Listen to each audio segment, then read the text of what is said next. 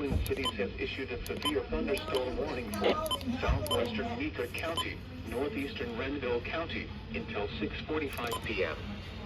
At 5:57 p.m., a severe thunderstorm was located 7 miles northwest of Cosmos, moving southeast at 30 miles per hour. Expected hazards include ping-pong ball-size hail and 60 miles per hour wind gusts.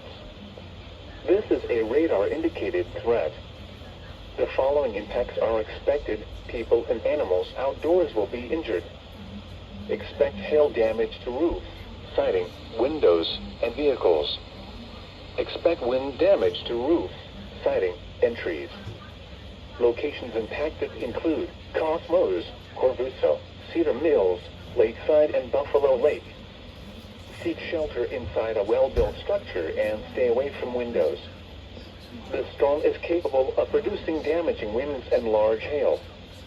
Repeating, a severe thunderstorm warning has been issued until 6:45 p.m. for the following counties in Minnesota: Meeker and Renville,